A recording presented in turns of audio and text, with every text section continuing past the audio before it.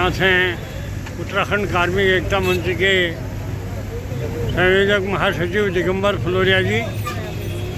फलोरिया जी, आज आपने यहाँ पर एक बैठक करी और ऑनलाइन और ऑफलाइन बैठक करी, वेबिनार के जरिए राज्य के सभी कार्मिक संगठनों से विचार विमर्श करने के बाद आपने जो एक आगामी आज मुख्यमंत्री को एक ज्ञापन दिया है, क्या है उसमें? उत्तराखंड कार्मिक एकता मंच विगत 7 साल से लगातार संघर्ष कर रहा है। 2018 में माननीय हाईकोर्ट ने एक आदेश पारित किया था कि प्रत्येक विभाग को जो है एक शिकायत कमेटी का निवारण करना है।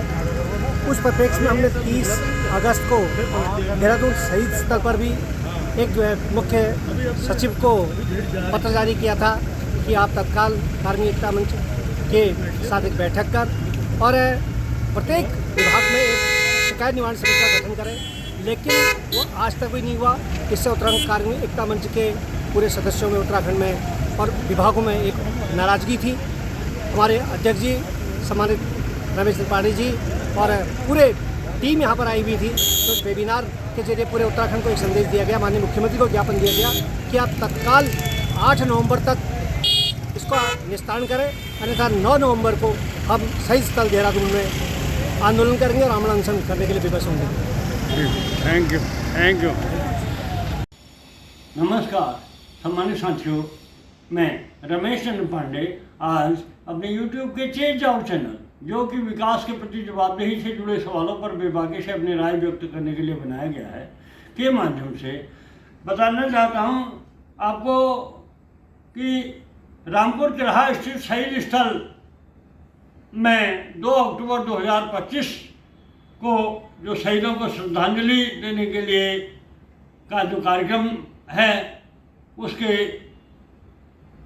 जो भी वहाँ पर संबोधन हुआ राज्य के मुख्यमंत्री पुष्कर सिंह धामी द्वारा और वहाँ पर उपस्थित कार्मिक संघों और अन्य तमाम आंदोलनकारियों द्वारा जो भी एक्टिविटीज रही, उसे आप सबके साथ शेयर करना चाहता हूँ। रामपुर तिराहा स्थित शहीद स्थल की जो पूरे कार्यक्रम को हम वहाँ पर सुबह 5:30 बजे पहुँचे हल्द्वानी से, और हल्द्वानी से पहुँचने के बाद वो वहाँ की जो भी एक्टिविटीज देखी, उसका लब्बोलबाब यही है कि एक और तो करीब 11:15 साढ़े 11 बजे मुख्यमंत्री वहाँ पर आए, तो उन्होंने जो अपना वहाँ पर संबोधन किया, उस संबोधन में उन्होंने सरकार की उपलब्धियों को गिनाया। और इससे पूर्व जो वहाँ सुबह से एक्टिविटीज रही, वहाँ उत्तराखंड कार्मिक एकता मंच द्वारा एक ऑनलाइन और ऑफलाइन एक बैठक करी, जिसमें 29 अगस्त 2018 को हाईकोर्ट द्वारा कार्मिक संघों के कार्य बहिष्कार और हड़ताल को लेकर जो एक ऐतिहासिक निर्णय लिया गया था, उसका आज 7 साल से धरातली परिपालन न होने पर गहरी नाराजगी व्यक्त की गई। और ये सब लोगों ने एक स्वर से कहा कि जब सरकार कोर्ट की ही नहीं सुन रही है तो हमारी क्या सुनेगी। और इसको लेकर सभी वक्ताओं ने एक स्वर से ये बात रखी कि अगर जब तक ये विकास में बाधक कार्य बहिष्कार और हड़ताल जैसे अप्रिय आंदोलनों के प्रति जवाबदेही तय होनी चाहिए, और इसको लेकर जो कोर्ट द्वारा जो हर विभाग, राज्य के हर विभाग में शिकायत निवारण समिति का गठन करते हुए हर त्रैमासिक बैठक आयोजित करने का जो आदेश पारित किया गया है, उसका इम्प्लीमेंट हर हाल में होना चाहिए। और ये तय सर्वसम्मति से ये तय हुआ कि अगर 8 नवंबर तक हर विभाग में शिकायत निवारण समितियों का गठन सुनिश्चित नहीं किया जाता है, तो उत्तराखंड कार्मिक एकता मंच के बैनर तले देहरादून स्थित शहीद स्थल में धरना, प्रदर्शन और अनशन किया जाएगा। कार्मिक एकता मंच द्वारा रामपुर तिराहा स्थित शहीद स्थल में हर विभाग में शिकायत निवारण समिति का गठन नहीं होने की दशा में आगामी 9 नवंबर से, यानी कि राज्य स्थापना दिवस के दिन से देहरादून स्थित शहीद स्थल में धरना, प्रदर्शन और अनशन करने का निर्णय लिया गया। और बैठक में लिए गए इस निर्णय के बाद मुख्यमंत्री उत्तराखंड सरकार को यह बैठक में लिए गए निर्णय की सूचना से संबंधित यह पत्र शहीद स्थल पर ही उन्हें दिया गया। और अब देखने वाली बात होगी कि सरकार द्वारा कोर्ट के इस निर्णय के परिपालन से संबंधित इस मामले को कितनी गंभीरता से लिया जाता है और कितनी तत्परता से इसमें एक्शन लिया जाता है, देखने वाली बात होगी।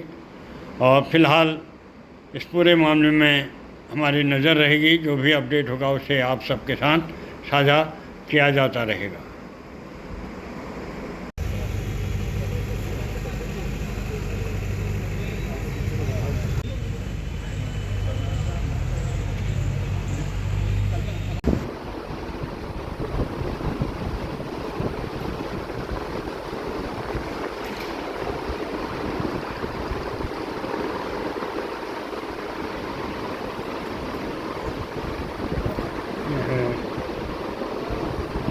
जहाँ में जो शहीद हुए थे उनके चल रहे हैं इस हॉल में।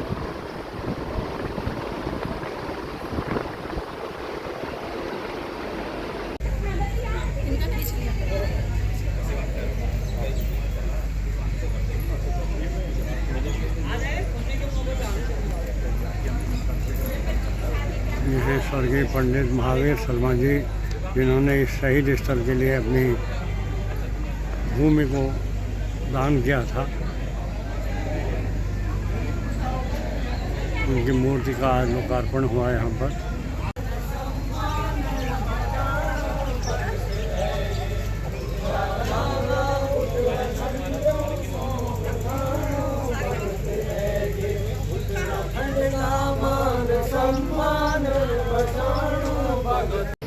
आप सभी को पता है, अभी संजीव बालियान जी जब बोल रहे थे तो उन्होंने बताया कि जो एक प्रक्रिया रुकी हुई थी, जिन्होंने जघन्य अपराध किया था, गोली कांड किया था, तोड़ दिया था, उनके खिलाफ कार्रवाई होनी चाहिए। मैं धन्यवाद करना चाहता हूं संजीव बालियान जी का कि उन्होंने इसकी सख्त पैरवी की। हमसे भी मैंने उनसे अनुरोध किया था कि आप मुजफ्फरनगर में ये केस चल रहा है, इस केस की आप हम लोगों की तरफ से पैरवी कर दीजिए, आसान हो जाएगा।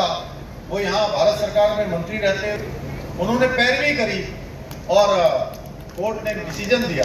उसमें कोर्ट ने डिसीजन दिया और अपनी टिप्पणी में लिखा कि ये जलियांवाला बाग कांड से भी अधिक भयावह कांड था, अधिक जो है इसमें क्रूरता और मानवता की हदों को पार किया गया। भाइयों बहनों, उत्तराखंड राज्य हमारे आंदोलनकारियों की त्याग, तपस्या और बलिदान का ही प्रतिफल है। इसलिए हमारी सरकार उत्तराखंड के बलिदानियों के, आंदोलनकारियों के सपनों को साकार बनाने के लिए बहुत कृत संकल्पित होकर कार्य कर रही है।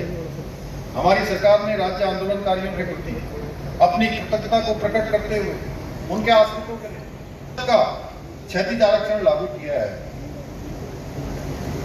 हमने शहीद आंदोलनकारियों के परिवारों के लिए 3,000 रुपए मासिक पेंशन की सुविधा भी प्रारंभ की है। साथ ही घायल और जेल गए आंदोलनकारियों को 6,000 रुपए, सक्रिय आंदोलनकारियों को 4,500 रुपए मासिक दी जा रही है। पूर्व की सरकारों के समय राज्य आंदोलनकारियों के केवल एक आश्रित के लिए क्षैतिज आरक्षण की व्यवस्था थी, परंतु हमने विधानसभा में विधेयक लाकर नए कानून के अंतर्गत चिन्हित आंदोलनकारियों की परित्यक्ता विधवा और तलाकशुदा पुत्रियों को भी इस आरक्षण का लाभ मिल सकेगा, इसका प्रावधान कर दिया है।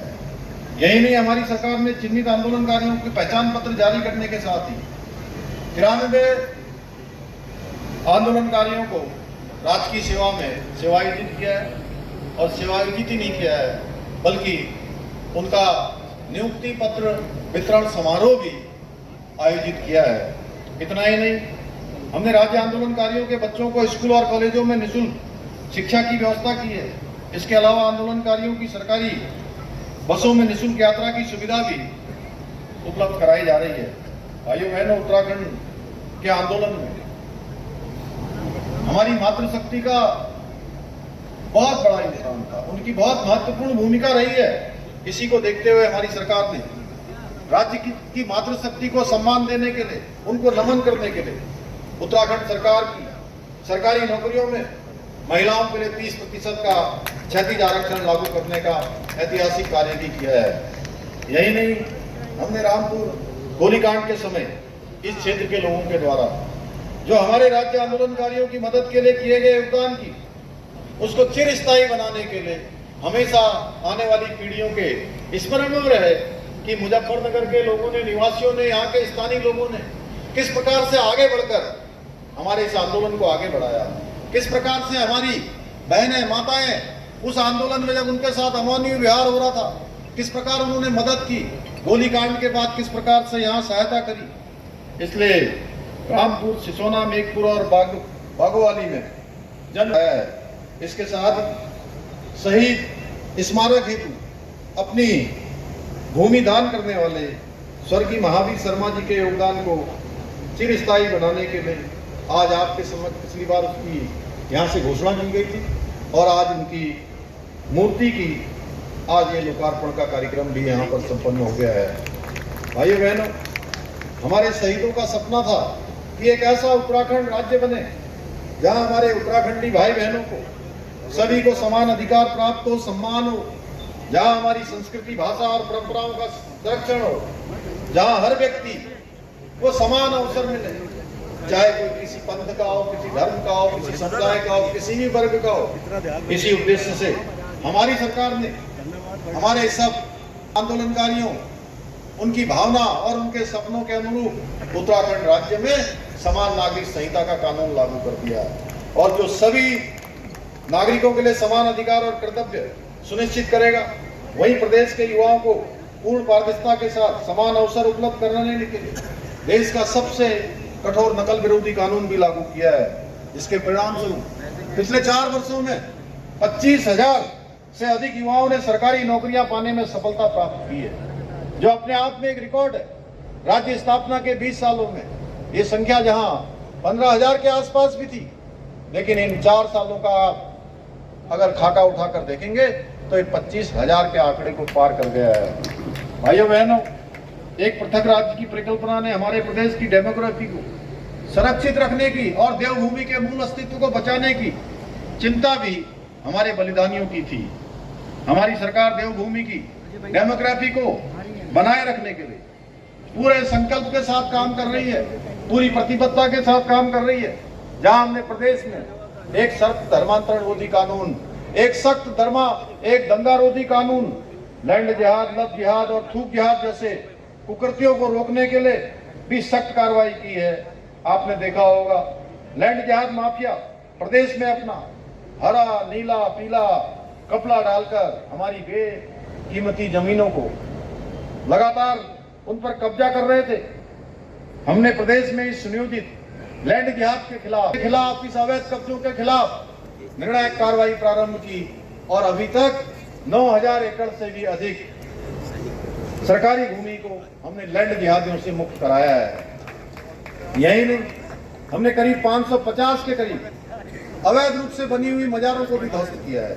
वहीं वन भूमि पर अतिक्रमण करके बनाई गई 2 अवैध मस्जिदों को भी हटाया है। इसके साथ ही हमने प्रदेश में दंगों की राजनीति करने वालों को सबक सिखाने के लिए एक सख्त दंगा रोधी कानून बनाकर दंगों में होने वाले नुकसान की भरपाई भी इन्हीं दंगाइयों से सुनिश्चित की है।